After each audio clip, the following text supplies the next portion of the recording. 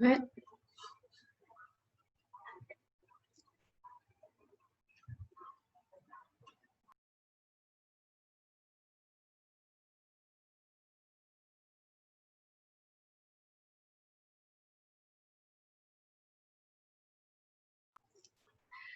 Hello, good morning, everybody. Good morning. Good morning. Morning. Okay, so today we would like to present our material which focuses on discourse as verbal structure. But before that, I would like to introduce the members of this group. My name is Lohinda Agustina as the first speaker, and then Ayus Ridamayanti as the second speaker, and then Uni Febriani as the third speaker, and Medi Pramestika as the fourth speaker. Okay, now I will start the presentation about discourse as verbal structure. The first is sound, sight, and body. According to Van Dijk, 1997, discourse analysis may begin with the analysis of a separate level of observable manifestation or expressions, namely auditory sounds and visual marks such as letters, figures, colors on paper, boards, or computer screen. This is how language is used when we speak or write or hear or read about discourses. Because of the bias of the traditional linguistic for spoken language, the visual aspect of discourse was often ignored in discourse studies. However, Van Dijk 1997 argues that within the sister discipline of semiotics, which focuses on the study of sign, it is made clear that especially in these times of multimedia communication, such an analysis of the visual dimensions of discourse is indispensable.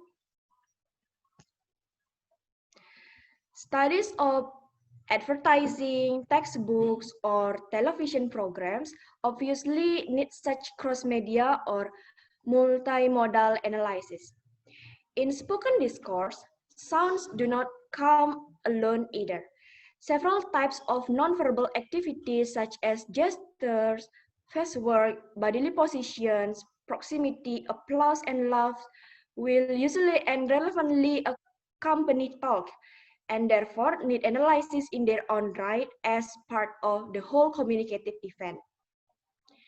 Together with the sounds of discourse, nonverbal activities play an important role in the interpretation of the meanings and function of discourse in face-to-face interaction or in understanding discourse in movie.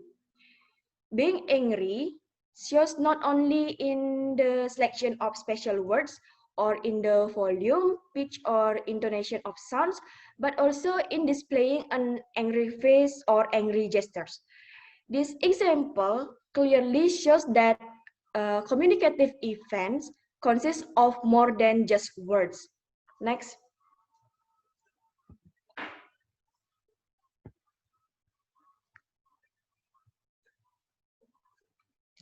The second is order and form.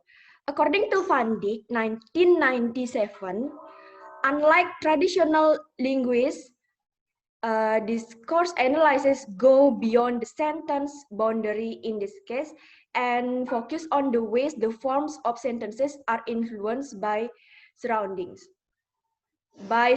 sentences in text and talk. This means that in a discourse approach to grammar, the well-formedness or grammaticalness of sentences is relative. For instance, an isolated sentence consisting of only a verb would usually be not only ungrammatical, but also partly incomprehensible. For the example, in the sentence, I think that she put it on the table. but I cannot tell. As part of a discursive sequence of sentences, such incompleteness may be quite normal because the missing grammatical information can be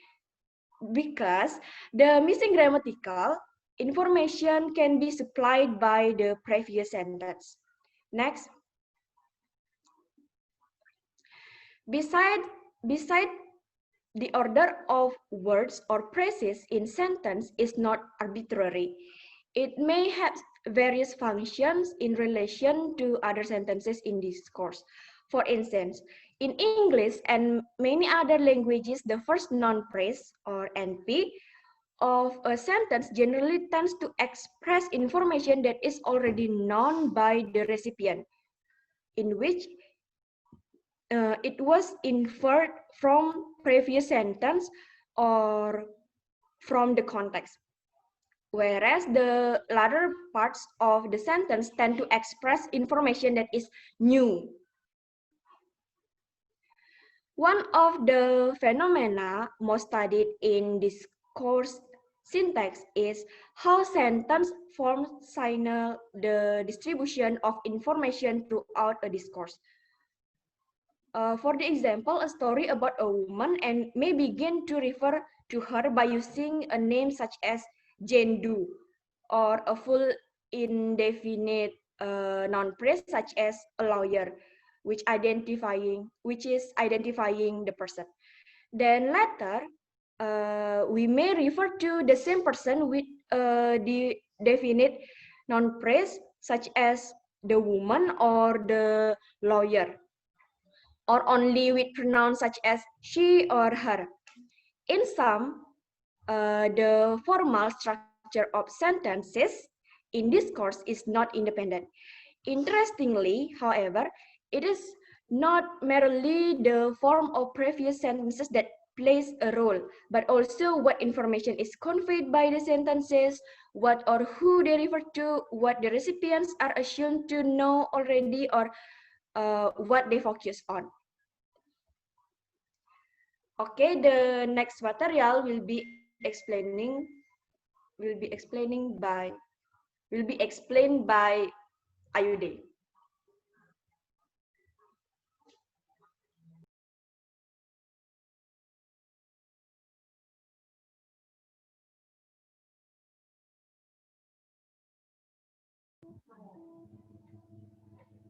Can you hear my voice?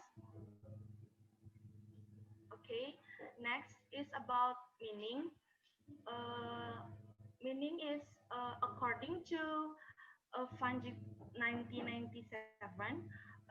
Meaning is something assigned to be discoursed by language user. This process of meaning refers to understanding, comprehension, and interpretation. Some social scientists claim that such meaning are shared and social and maybe and should therefore be associated not much with the mind but rather with interaction or social group or social structure. In semantic, the particular term is preposition, which about meaning of whole clause or sentence. And meanwhile, in syntax, it focuses on formal structure of semantic. In the crucial notion in semantic is coherence. Coherence is about how the meaning of the sentence learn the coherence relationship for sentences that immediately follow each other or the micro level of analysis. But the meaning also, but also for the meaning of the discourse as whole, the macro level of analysis. The simple rule, the simple rule for the local coherence of discourse is referred to real event or situation. If the situation or event is not real, it cannot be coherence. And the sentence must be causally related. For the example, Jane was late. The second sentence, her plane was delayed. And the third sentence is she had to wait 4 hours. So uh, in global meanings, for our topic is very important for communication. So the topic has many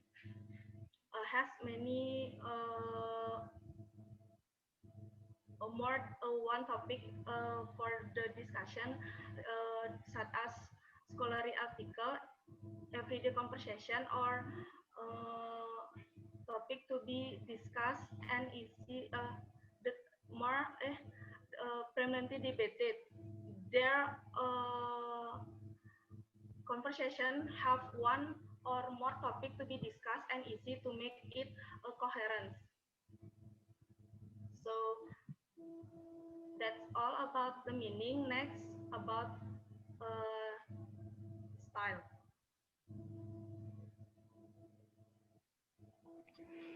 Okay, thank you, Ayude. I would like to explain style. Styles ref- Style refers to socially meaningful variation, written and spoken discourse. Styles are socially interpreted and socially meaningful ways of using language variation as resource in written and spoken interaction. Different styles are actively deployed by speakers to construct aspect of social reality, such as the social relation between interlocutors or their social identities. Styles includes literary styles, non-literary written style, as well as different styles in spoken discourse. Next.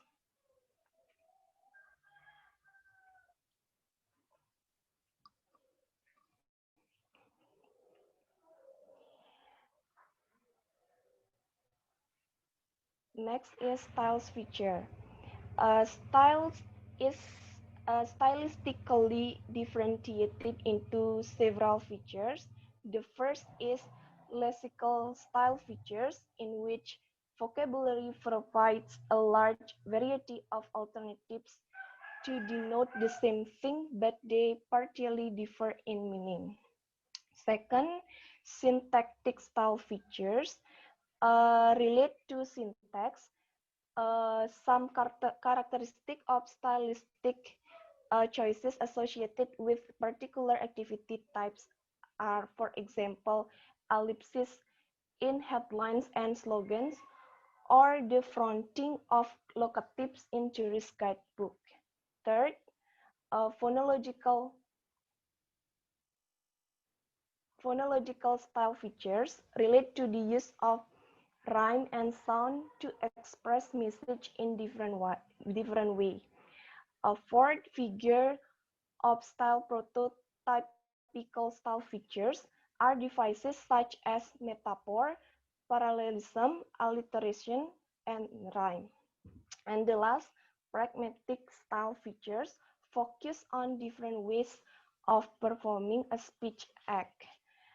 For example, the salutation in letter, for example, dear Mr. Charlie, and the complimentary closing letters, such as love, uh, yours, and respectfully. Through the selected variation, letter written cannot help expressing their relationship with the addresses. Even the failure to use specific parts as expected in stylistically relevant, thus a letter without salutation and closing would be coarse or uneducated. Next.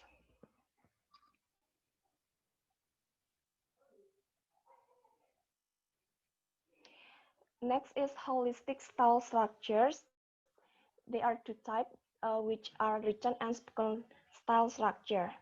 The first in text, uh, the global text format and typographical feature used interact with the kind of lexis and syntax, sound qualities like rhyme, as well as with the choice of speech act and their realization. Second, in spoken discourse, the sequences and kinds of speech act and their realization, kind of turn-taking, the choice of words and syntax, as well as prosodic structures and voice quality are particularly important. Next,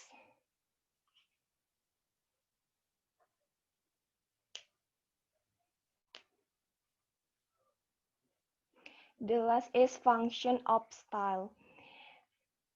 There are 5 functions of style. The first is to express one's relation towards a situation. For example, through the degree of formality or institutionalization of speech activities. Second, to enable the self-presentation as the speaker or a writer. For example, involved in a member of a certain uh, class or group, or acting in a certain role. Third, uh, to tailor or design activities for particular types of recipients, such as children, foreigners, in a group members. The fourth, to define a particular kind of relation between speaker or writer and recipient. Uh, this function is to establish and maintain participant relation as polite, distant, and intimate. And the last, to set apart different kinds of activities in their sequence. Okay, that's all from me. Thank you.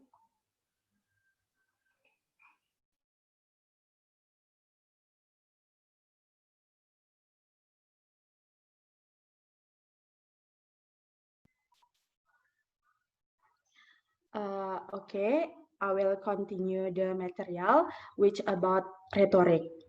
Rhetoric has a broad meaning.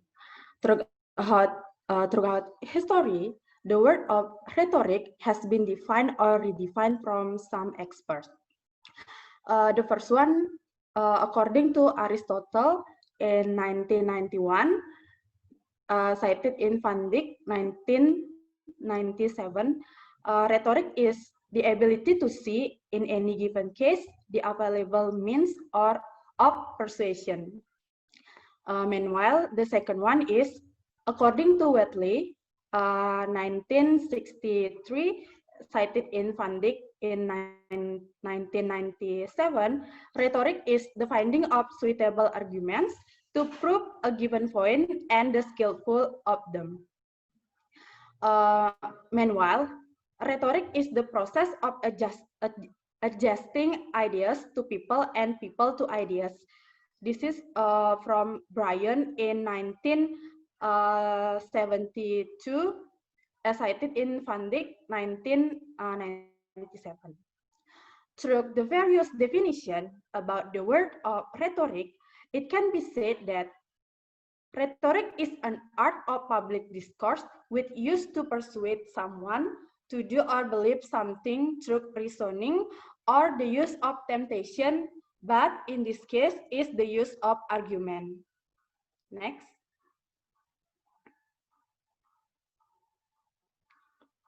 There are two provisions of rhetoric.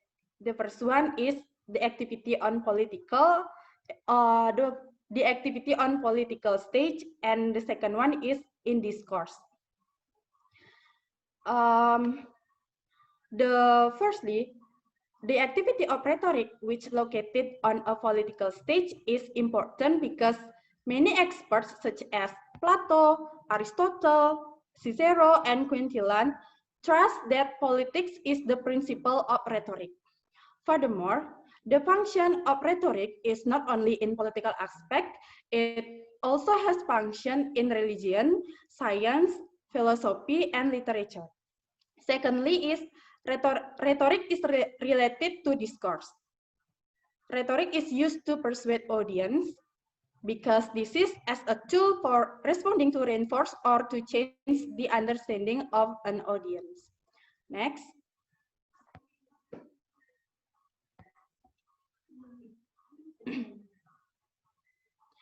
There are 5 procedures for creating effective rhetorical in discourse. The first is invention. In this step, speakers try to find out all the possible arguments to support a statement. And the second is disposition. In this step, speakers explain the arguments with an arrangement such as the introduction, body, and conclusion of the speech. The third one is elocution.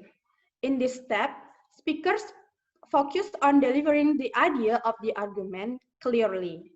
The fourth is memory. Speakers present through a device such as a pattern of letters, ideas, or associations that assist in remembering the language of speech. The last is delivery. In this stage, the speakers explain the argument by verbal and non-verbal presentation. Next.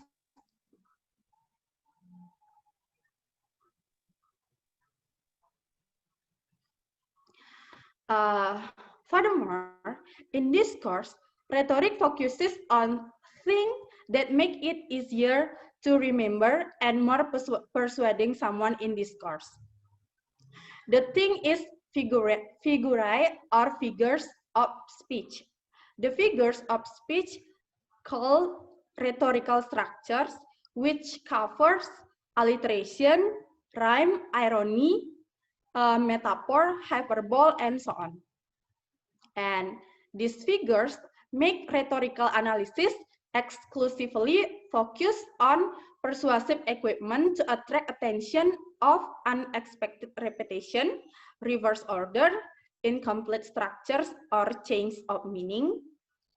And although the rhetorical structures are specifically associated with discourse persuasion, it firmly needs to be emphasized that the function of a persuasive text or speech is not limited to rhetoric, but it may be also determined on style or meaning or coherence.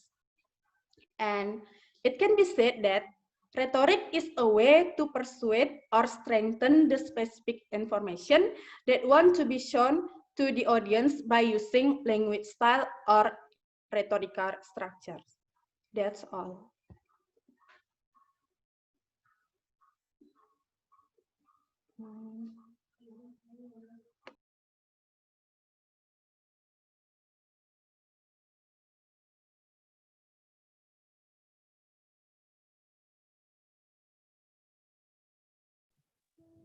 Okay, again, I want to explain about schematic. According to Fanjik 1997, schematic structure or superstructures is other level of discourse which is not often dealt with separately in a homogeneous way. It's overall in formal structure. And the other research and the other explanation by Helen 2018, schematic is one of journalist strategies to support particular topic by arranging some part in particular way. Schema or schematic superstructure consists of several categories. The first, headline, lead, main event, previous event, and background verbal reaction. Next, according to Ayrton and Razi 2009, state that schematic knowledge divided into two main types. The first is formal and the second is content schemata. Formal or textual schema refers to the concept of how texts are organized. And the main feature of different writing genre is in the case of writing communication. The second one contains schema or knowledge of content two types of knowledge. The first is background knowledge and the second is subject matter knowledge. Uh, uh, According to Helen 2018, present another type of schema, namely cultural schemata or abstract schemata. It refers to the role of cultural membership that is needed to fully comprehend the meaning intended by the writer. Next.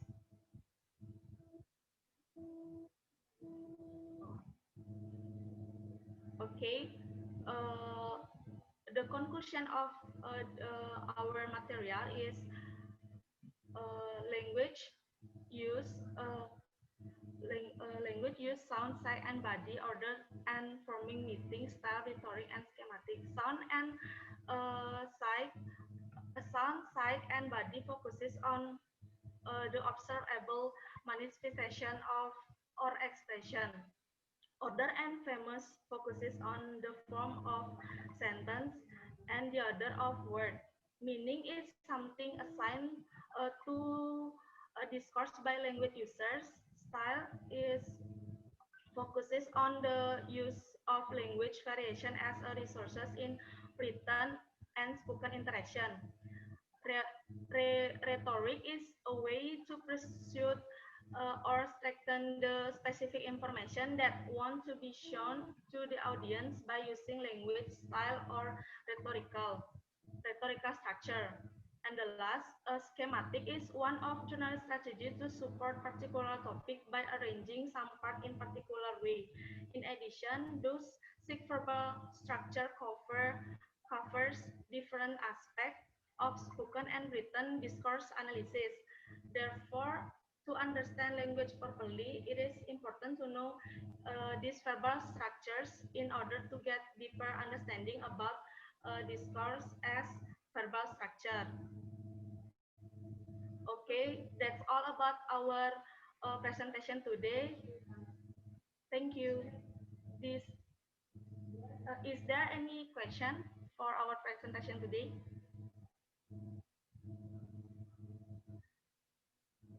Hello. Okay, if there is no question for our presentation, I will end for this presentation. Thank you. Thank you. Thank you. Thank you. Thank Thank you. you.